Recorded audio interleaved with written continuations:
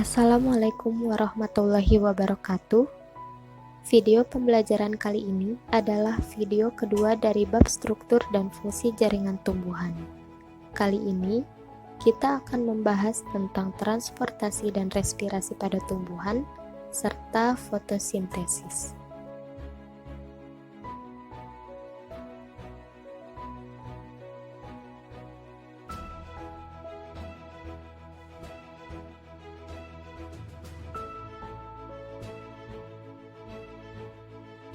Adapun tujuan dari pembelajaran bab struktur dan fungsi jaringan tumbuhan dapat kalian lihat di samping. Simak baik-baik video ini dan jangan lupa untuk mencatat bagian yang penting. Selamat menyaksikan.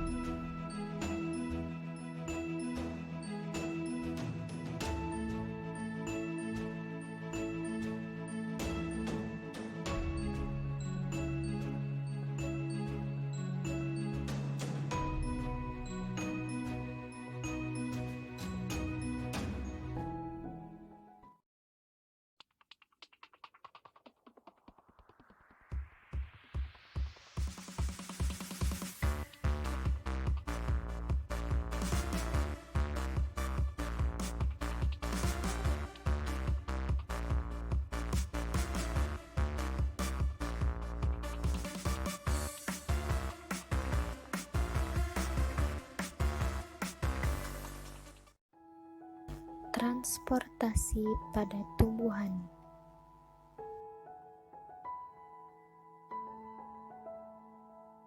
Tumbuhan memerlukan zat-zat dari lingkungannya.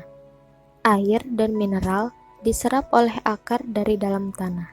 Sedangkan gas-gas seperti karbon dioksida dan oksigen diambil oleh stomata dan lentisel dari atmosfer.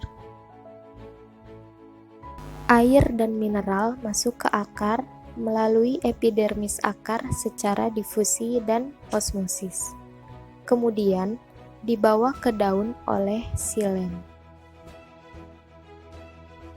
Proses pengangkutan air dan garam mineral melalui dua tahap, yaitu transportasi ekstravaskular dan intravaskular. Transportasi ekstravaskular. Transportasi ekstravaskular merupakan pengangkutan tanpa melalui xilem. Pengangkutan ini berjalan dari sel ke sel dan arahnya mendatar. Di dalam akar, pengangkutan ini terjadi dari bulu akar berturut-turut ke epidermis, korteks, endodermis, silinder pusat, dan berakhir di xilem. Pengangkutan ini terjadi secara apoplas dan simplas. Pergerakan air dan garam mineral melalui ruang antar sel disebut apoplas. Sedangkan simplas adalah pergerakan air dan garam mineral melewati sel-sel akar melalui plasmodesmata. Perhatikan gambar di bawah ini. Bagian yang berwarna biru merupakan pengangkutan yang terjadi secara apoplas, sedangkan yang warna kuning terjadi secara simplas. Transportasi intravaskular merupakan pengangkutan yang terjadi di xilem. Setelah air dan garam-garam mineral diangkut secara ekstravaskular hingga mencapai xilem, terjadilah pengangkutan intravaskular. Faktor-faktor yang menyebabkan pengangkutan sehingga air dari akar sampai ke daun ialah A. Tekanan akar, Transportasi ini dapat terjadi melalui proses osmosis. Osmosis adalah gerak air dari larutan yang encer ke larutan pekat. Pergerakan air dari sel ke sel secara osmosis inilah yang menimbulkan daya dorong yang disebut daya tekan akar.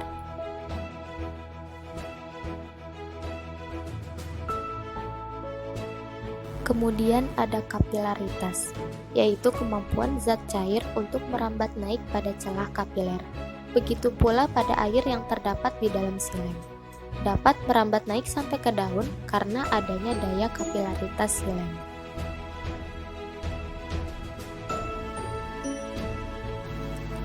Yang ketiga ada daya hisap daun.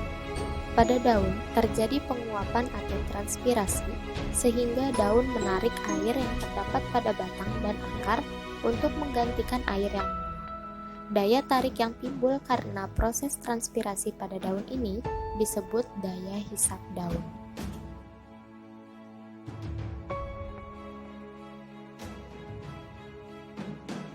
Kemudian kita masuk pada pembahasan selanjutnya, yaitu respirasi tumbuhan. Sebagai makhluk hidup, tumbuhan juga bernapas. Proses bernapas meliputi dua tahap, yaitu pertukaran gas dan respirasi sel. Pertukaran gas adalah proses pengambilan oksigen dan pengeluaran karbon dioksida melalui alat pernapasan tumbuhan. Alat respirasi tumbuhan. Proses respirasi diawali dengan proses pertukaran gas oksigen dan karbon dioksida melalui alat pernapasan. Alat-alat pernapasan pada tumbuhan yaitu A. Stomata, merupakan celah atau lubang yang dikelilingi oleh dua sel penjaga dan terletak di permukaan daun.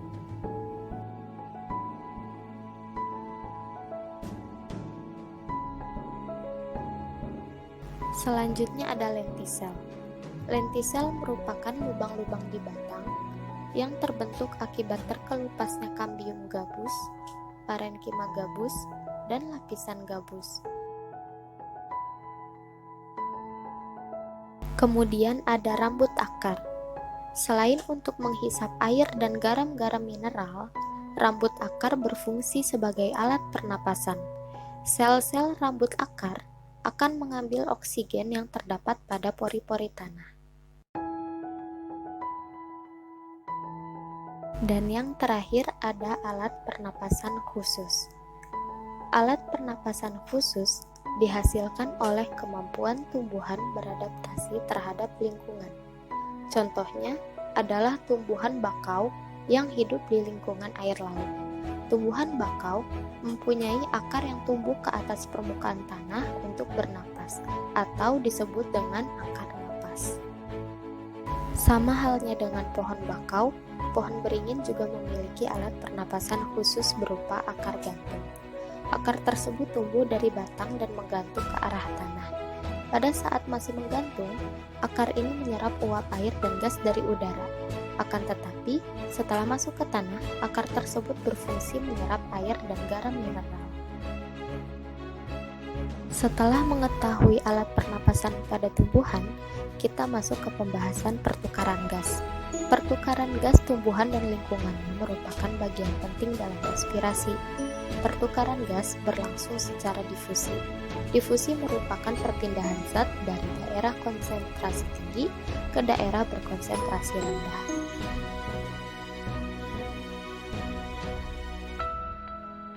Yang terakhir adalah proses respirasi. Respirasi merupakan proses peruraian senyawa organik menjadi air dan karbon dioksida untuk memperoleh energi dengan bantuan oksigen. Senyawa organik merupakan bahan bakar untuk respirasi. Karbon dioksida dan air adalah buangannya. Secara ringkas, prosesnya diuraikan di bawah ini. Senyawa organik ditambah oksigen akan menghasilkan karbon dioksida, air, dan energi. Glukosa, lemak, dan protein dapat diproses dan digunakan sebagai bahan respirasi. Jika glukosa digunakan sebagai bahan respirasi, maka gambaran prosesnya adalah sebagai berikut.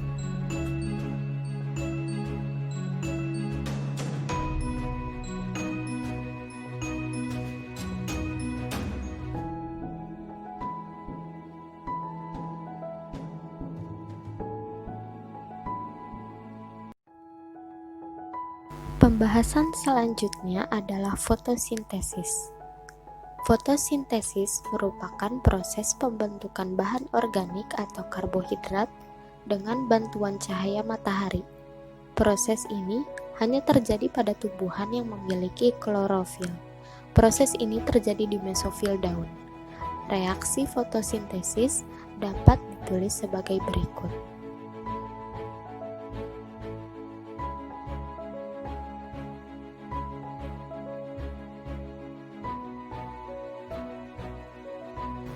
Mesofil dan klorofil. Fotosintesis dapat terjadi pada batang dan daun yang mengandung klorofil. Bagian daun yang paling banyak memiliki klorofil adalah mesofil. Proses fotosintesis. Fotosintesis memerlukan air, karbon dioksida, dan cahaya matahari untuk membentuk karbohidrat dan oksigen. Air dan mineral tanah diserap dari dalam tanah oleh rambut akar. Setelah sampai di dalam silem akar, air dan mineral mengalir ke silem batang, silem daun, dan akhirnya sampai ke mesofil daun. Pada tumbuhan dikotil, air dan mineral setelah sampai di mesofil daun akan masuk ke jaringan palisade. Karbon dioksida yang dibutuhkan untuk fotosintesis diperoleh dari udara. Karbon dioksida masuk melalui stomata dan akhirnya masuk ke jaringan mesofil. Faktor-faktor yang mempengaruhi fotosintesis. Laju fotosintesis dipengaruhi oleh beberapa faktor, baik faktor internal maupun eksternal. Faktor-faktor tersebut adalah: yang pertama ada kadar CO2 di udara. Laju fotosintesis meningkat seiring dengan naiknya kadar karbon dioksida di udara. Akan tetapi, kadar karbon dioksida yang terlalu tinggi dapat meracuni atau menyebabkan stomata tertutup, sehingga laju fotosintesis dapat terganggu. Yang kedua ada suhu. Suhu hingga titik tertentu dapat meningkatkan laju fotosintesis. Namun, suhu yang terlalu tinggi juga dapat mengganggu metabolisme sel. Selanjutnya ada cahaya. Energi cahaya yang diserap tumbuhan bergantung pada intensitasnya, panjang gelombang, dan lamanya penyinaran cahaya tersebut. Yang keempat ada air. Jika kadar air tidak cukup, maka pembentukan karbohidrat dapat terganggu. Faktor selanjutnya adalah kadar oksigen. Kadar oksigen yang tinggi dapat juga menghambat proses fotosintesis.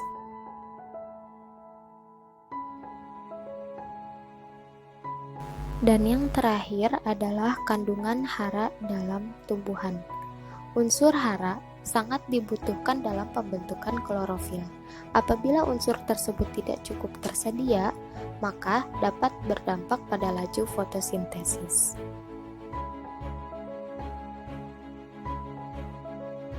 Usai sudah pembahasan kita kali ini, sekian dan terima kasih. Sampai jumpa di materi berikutnya. Wassalamualaikum warahmatullahi wabarakatuh.